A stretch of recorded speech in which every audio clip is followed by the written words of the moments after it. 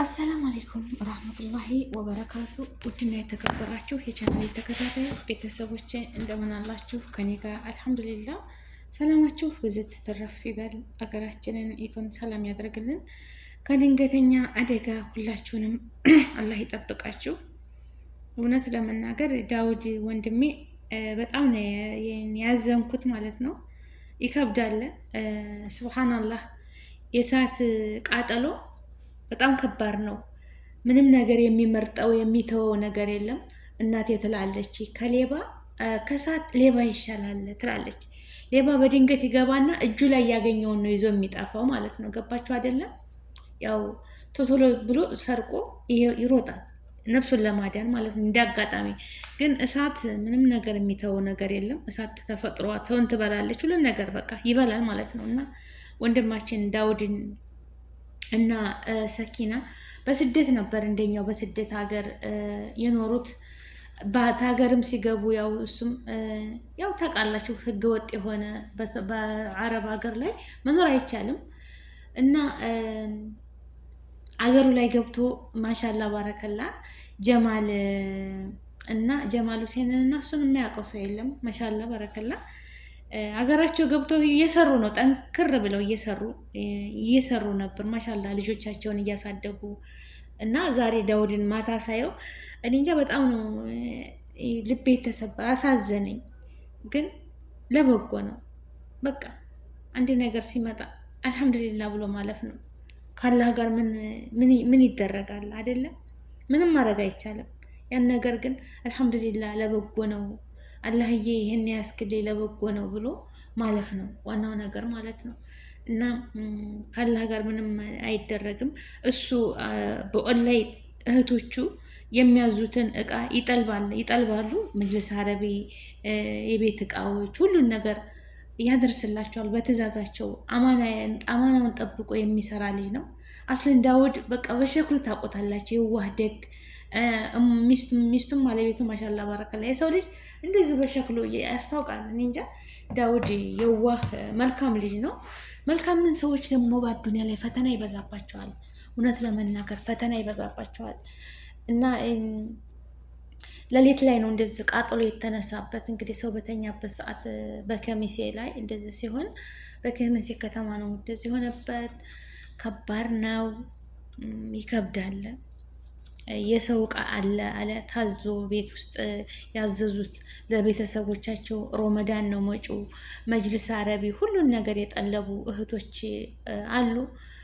ኮንትራት ቤት ሆነው መውጣት የማይችሉ ስልክ የማያገኙ ቀንስልኝ እንደዚህ አድርግልኝ እያሉ እየተጨቃጨቁ ያዘዙትን ንብረታቸው ተቃጠለብኝ እያለ የኔ እቃ ቢሆን ምንም ችግር የለብኝም፣ የሰው አማና ግን ከባድ ነው ብሎ ስቅስቅ ብሎ ሲያለቅስ ወንድ ልጅ እንደዛ ልብ ይሰብራል። እና የሰው ሀቅ ከባድ ነው። እውነቱን ነው። የሰው ሀቅ እንቅልፍ አያስተኛም።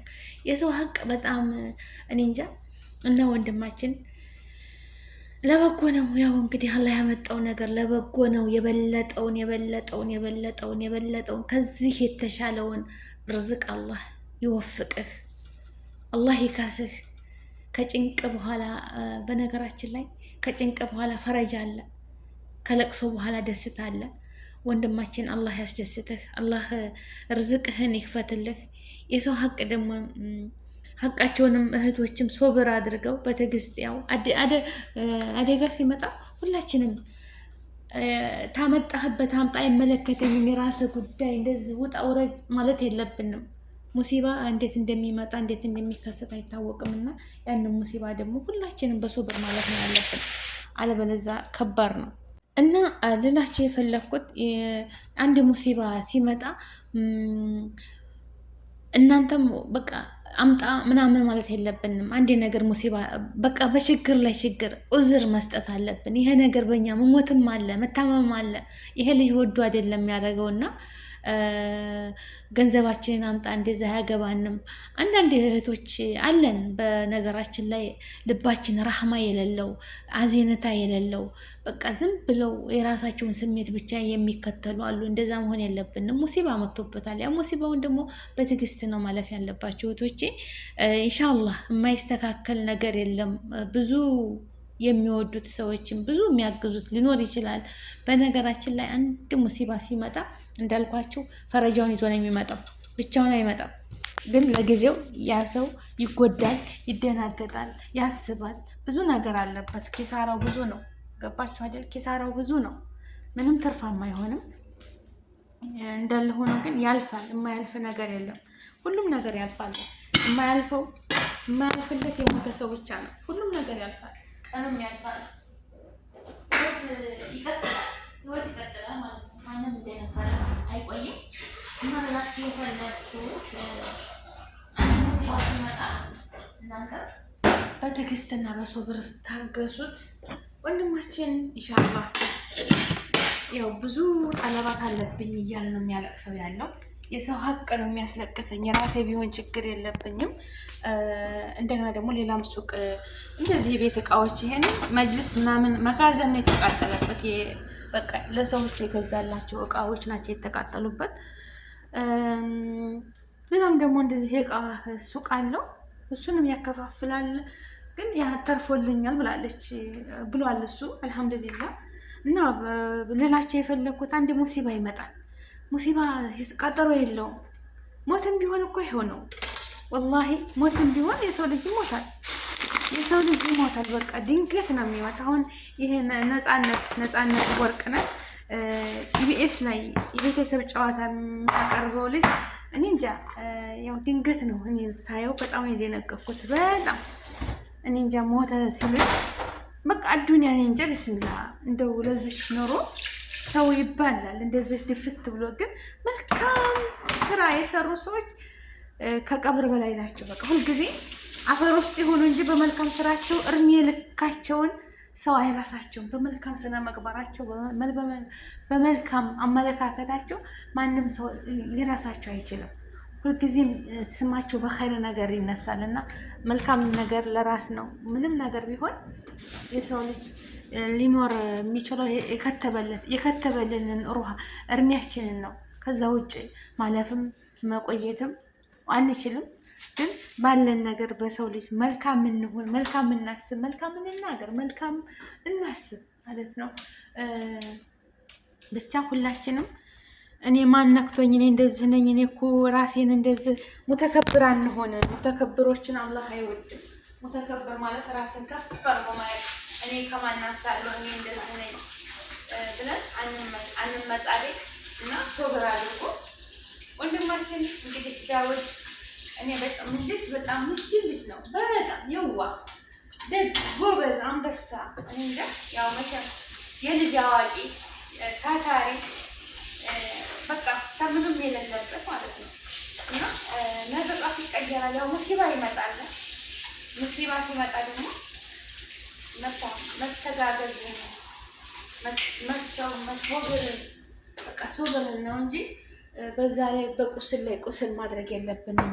ሰው ለመሆን ሰው ሁነናል እኮ። ሰው ስንሆን ደግሞ ለመተጋገዝ ነው አይደለም እንጂ አንድ ሙሲባ ሲመጣበት በዛው ላይ መሆን የለበትም ማለት ነው አይደል? እንደ ወገኖቼ አንድ ሙሲባ እንከን ሲመጣበት በዛው ላይ ችግር በችግር ላይ መሆን የለብንም። ሁላችንም መተባበር፣ መተጋገዝ ሁላችንም። አሁን መሰለን ወላሂ አንድ ሙሲባ ሲመጣ 50 ሎሚ ለአንድ ሰው ሸክሙ ነው፣ ለ50 ሰው ጌጥ ነው ይባላል አይደለ? ሁላችንም በዚች ምድር ላይ ያለን 5-10 ብንተጋገዝ ወላሂ እንደነበር ከዛ በላይም ይመለስለታል። የሰው ልጅ መተባበር ብቻ ነው ያለውን 5-10 እንደዚህ ሙሲባት የሚያጣበት እዳውን አምጣ ብሎ ፍጥጥ ተማረክ ልጁ አገር ያወቀው ነው። በቃ ቤቱ እንደዚህ ሱቁ ውድም ብሎበታል። እሳት እንዳልኳቸው ምንም የሚረሐመው ነገር የለም። በቃ ጭርስ ነው የሚያደርገው ማለት ነው ሁሉን ነገር። ሌላ ነገር እኮ በቃ ሊተርፍ ይችላል፣ ግን እሳት ምንም ነገር የሚተው ነገር የለም። ይሄ በቃ እሳት ተፈጥሯ ሰውን በቃ ሁሉን ነገር የምትበላ ነች። ሰውንም በቃ ንብረትንም በቃ ውድም የሚያደርግ እሳት ማለት እንዳልኳችሁ ሌባ ይሻላል። ሌባ ትንሽ ሰርቆ በቃ ፊት ለፊት ያለውን ቶሎ ብሎ ለማምለጥ ነው የሚፈልገው እንጂ እሳት ግን በቃ ኸላስ ብጥስጥስ ነው የሚያደርገው። አላህ ይጠብቀን ከእንዲህ አይነት ሙሲባ አላህ ይጠብቀን። አላህ ይጠብቃችሁ፣ አላህ ይጠብቀኝ እኔንም እናንተንም። ውድ የሀገሬ ልጆች መልካም መልካም እህት ወንድሞች አላችሁ። ከእንዲህ አይነት ሙሲባ አላህ ይጠብቀን። እንደው አጊቶ ተመጣትም አላህ ይጠብቃችሁ።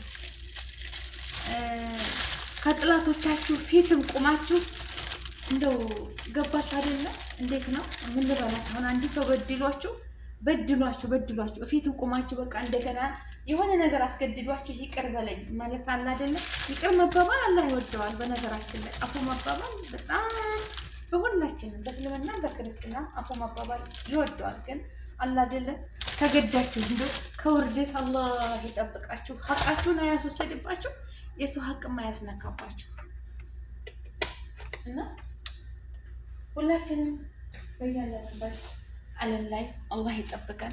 ሰላም ለሀገራችን፣ ሰላም ለሕዝባችን። ሀገራችንን ይኮን ሰላሟን ምልስ አድርጎ ሁሉም በሀገራችን ላይ ሁሉም ነገር ያምራል። እሱም ሲንከራተት ነበረ ዳውድ ከነ ባለቤቱ። እንደውም ታሳዝነኝ ነበር። በፊት ቀን በቀን ነበር የመጀመሪያ ልጇን ሴቷን ልጅ ወልዳ አያት ነበር። እዚሁ አረቡ አገር ነበረች እሷም። እሱ ሲያዝ ብዙ ፈተና አለ፣ ብዙ ስቃይ አለ፣ ብዙ ነገር አሳልፈው ነው እዚህ የደረሱት። ወላሂ ሁሉም አልጋ ባልጋ አይደለም፣ ግን ጠንካራ ናት እሷም እሱ በጣም ያው ፈተና ሲመጣ ብዙ ነገር አለ። አሁን አልሐምዱሊላህ 2 ልጆች አፍርተው በሀገራቸው ላይ ጠንክረው እየሰሩ ነበረ። ግን ያው ድንገት የሚያደናቅፍ ነገር አይጠፋም፣ ሙሲባ አይጠፋም። ሙሲባ ደግሞ አላህ የሚወደውን ነው የሚፈተነውና ወንድማችን አብሽር፣ ለበጎ ነው። ዋናው ጤና ነው። ስትበሳጭ ያናድዳል፣ ያስለቅሳል፣ በጣም ብዙ ነገር ያደርጋል። ግን ያ በዛ አይመለስም። አስቀድሞ ነው ሁሉም መጠንቀቅ ከሆነ በኋላ አይመለስም እኮ አንድ ነገር ሲመጣ አስተማሪ። አሁን ይሄ እሳት ቃጠሎ በምን ምክንያት ተነሳ፣ እንዴት ሆነ ጉዳቱ እንዳለ ሆኖ ትምህርት ሰጥቶት ነው የሚያልፈው። ለዛ ለሰው ማለት ነው ትምህርት አስተማሪ ነገር ሰጥቶት ነው የሚያልፈው እንጂ አይመለስም እንደገና ማለት ነው። እንደገና ቢመለስ በማልቀስ በመጮህ ይመለስ ነበር። የተተፋ አይነሳ የሚባል የለም። አንድ ሰው ህይወቱ ታለፈና በቃ ሁሉ ነገር ተጠፋ አይመለስም። ያ ግን ለነዋሪው ሰው ትምህርት ነው የሚሆነው። አዱንያ ደግሞ ዛሬ ትመጣለች፣ ነገ ትጠፋለች። እንደዚህ ናት። ዋናው ጤና ነው የሰው ልጅ። አልሐምዱሊላህ ጤና ተሆንክ ሰርተህ ታገኘዋለህ ለማለት ያህል ነው። ገንዘብ ጤዛ ነች ይባል የለ። አላህ እንደው ከኛ ጋር ያለውን ርዝቅ አፍያት ጋር ርዝቃችንን ረድኤቱን በረካውን ሰጥቶ ረጅም እድሜ ያኖረን እንጂ እሱ በረህመቱ በጥበቡ ከባድ ነው ማለት ነው። ርዝቅ ያው በፈጣሪ እጅ ነው ሁሉን ነገር የሚሰጠን እሱ ነው። ግን ጥንቃቄ ያስፈልጋል። ሁላችን ጥንቃቄ እሳት አሁን መሰለን አገራችንን አብዛኛዎቻችን በየቤታችን ይሄ መሰለን ነው የምነግራቸው። ገባቸው አይደለም? እኔ አንድ ጊዜ አዲስ አበባ ነው ይሄን ነገር አይ ማለት ነው። እና እዛ ጎረቤት አጎቴ ጎረቤት እንጀራ ጋግረው ልጅቷ ተክፍለ ሀገር ነው የመጣችው። እንጀራ ጋግረው በእንጨት ነው የተጋገረው። እንጀራ ናቸው ማለት ነው። ከዛ እንጀራ ጋግረው አጥፍተዋለች እና እንጨት ደግሞ ሌላ እንጨት ነበር። እንዲደርቅ እርጥብ ነው እንጨቱ የተገዛው። እንዲደርቅ ብላ ዝም ብላ ተላይ ርብርብ አድርገዋለች እና አጥፍታ ሄዳለች። ኩሽናቸው ደግሞ ይርቃል፣ ወላሂ ይርቃል። የነሱ የሚኖሩበትና ቤታቸው የነሱ ቤት ነው እንዳለ ግቢ፣ ግማሹን አከራይተው ነው የሚኖሩት። ይርቃል። በዛ ሄዳለች እሷ ማለት ነው። ልጅቷ ረብረባበት ሄዳለች አጠፋፍታ። በቃ ትንሽ እንትን ታለው የእሱ ሙቀት እንዲያሞቀው ነው እንጂ ሌላ ነገር አይደለም ያደረገችው። ጠፍቷል ብላለች። እና ያው ሽንት ቤት ስንሄድ እንደዛ በሱ በኩሽናቸው አልፈን ነው የምንሄደው። ሳይል በቃ ተያይዟል እንጨቱ መዓት ነው። ሳይለም ደግሞ እንደዚህ ብዬ ሳየው ይነዳል። ከዛ እንደምን አስበው ነው እንጨቱን ዛሬ በውድ እንጨት ገዝተው እንዴት ያደርጋሉ? ቆይ ይሄ ነገር እና በጣም ጥግ ድረስ ሌላ እንጨት ነበረ ይነዳል ማለት ነው። ከዛ ሄጄ ስነግራቸው እንጨት እኮ እየነደደ ነው፣ እሳት እየነደደ ነው፣ ምንድን ነው ምናምን ስላቸው ሩጦ ነው የመጡት። ሩጠው አስቡት። በዛ ሰዓት እንግዲህ ሰው አይኖር፣ እዛ ሌላም ዕቃ አለ፣ ሌላም ከሰል አለ ተጎኑ። እንደገና ብዙ እንጨት የተረበረቡ እንጨቶች አሉ፣ ይያያዛል። በዛ ምክንያት ያ ቤት ይቃጠላል ነበር ማለት ነው። እስከኛው አይቀርልን ነበር እዛ ግቢ ስላለን። እና ቤተሰቦችን ልነግራቸው የፈለኩት ጥንቃቄ ያስፈልጋል በሁሉም ነገር። ከሆነ በፊት እኔ እንደ እሳት ነገር እንደ ኤሌክትሪክ ነገር የምፈራው ነገር የለኝም። ወላሂ በጣም ነው የምፈራው በጣም። ግን ያው ጥንቃቄ ነው የሚያስፈልገው። ለሁሉም ነገር ችላ ማለት የለብንም። ያው ጥንቃቄ ትምህርት ነው የሚሰጠው። እሳትም ካለ የሚነቀልም ካህረባ ነገር ካለ ቼክ ማድረግ ነው። በዛ ላይ እንግዲህ በተለይ ደግሞ ይሄን አንቡባ በዚህ በአረሙ ዓለም ላይ ስንኖር ይሄ አንቡባ ሲሊንደር አለ። እሱን ጥንቃቄ ያስፈልጋል። ቼክ ማድረግ አለብን። እሱ ኩሽና ገብተን ሲተን ታደረ ጧት ተነስተን ስንለኩስ አንቡባ ምግብ ለመስራት ስንሰራ እኛን ሆኖ ቤታቸውን የአረቦቹን ቤት በሀገራችንም ሆነ በማንኛውም እንደው ቼክ ማድረግን የሚያህል ነገር የለም። በቃ ችላ አለ ማለት ለሁሉም ነገር አላህ አይምሮ የሰጠን ልንጠቀምበት ነው። አንዳንዶቹ እንደውም ሲወሳወሱ ብዙ ሰዓት የሚመላለሱ አሉ ቼክ ለማድረግ። አረ ዘግቻለሁ አልዘጋሁም መልሰው ስልክ የሚመጡ አሉ ማለት ነው።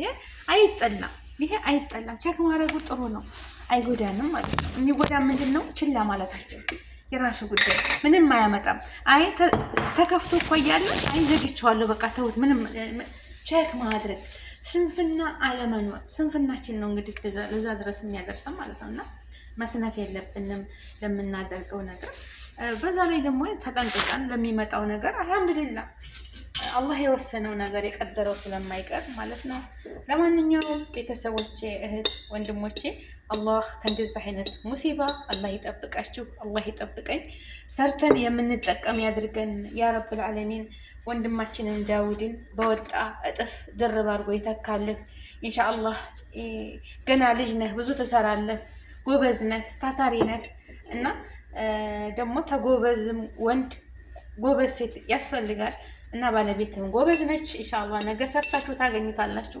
ብቻ በልጆቻችሁ በእናንተ ላይ የሆነ ሙሲባ እንኳን አልመጣ በጤና ምክንያት ስንት ነገር እንትን አለ እና ይሄው የምታዩት ማስተራብነት የሁሉ ልጅ የሆነው የሁሉ እናቶች እየመረቁት ዘሬ ታሟል እና አላህ እሱንም ያሽረው። ፈተና ነው በዚህ ዱንያ ላይ። እኔ እንጃ ያ ሁሉ ዱዓ እየወጣ ያ ሁሉ ዱዓ እየተደረገለት ጸሎት እየተደረገለት እሱን ያሟን የምን አንደበትም የለኝ ነበር። ግን ፈጣሪ ነው ሁሉን ነገር የያዘው። አብሽር ልልህ ነው ወንድሜ፣ ያልፋል። አዱንያ የፈተና ሀገር ነች። አዱንያ የፈተና ሀገር ነች። ፈተና የበዛባት ስለሆነች ለበጎ ነው ብሎ ማለፍ ነው። ውዱ የሀገሬ ልጆች ላይክ፣ ሼር፣ ሰብስክራይብ አድርጉ፣ ዱዓ አድርጉ። የምትችሉ ደግሞ ደጋግ የሀገሬ ልጆች ሀብታሞች አላችሁ አይደል?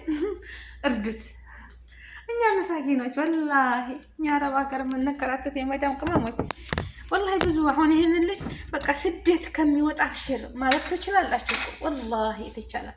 ብዙ መልካሞች አላችሁ፣ ብዙ ሀብታሞች አላችሁ፣ ብዙ እና በማገዝም በሀሳብም አይዞህ ጠንካራ ነህ። ደግሞ ጠንክሮ ለሚሰራ ሰው ተስደት በቃ ስደት በየባህሩ እርዱታ ማለት እንደ ሰርቶ ሀገሩ ላይ ህዝቡን የሚያገለግል ሰው ደግሞ ማገዝ ወላሂ ለራሱ ትልቅ ነገር ነው እና አግዙት ነው እኔ በደፈናው የምለው። እና ላይክ ሸር አድርጎ በያለንበት ሰላማችን ይብዛ። አላህ ሀገራችንን ሰላም ያድርግልን። ወሰላሙ አለይኩም ወራህመቱላሂ ወበረካቱ። ላይክ ሸር አድርጎ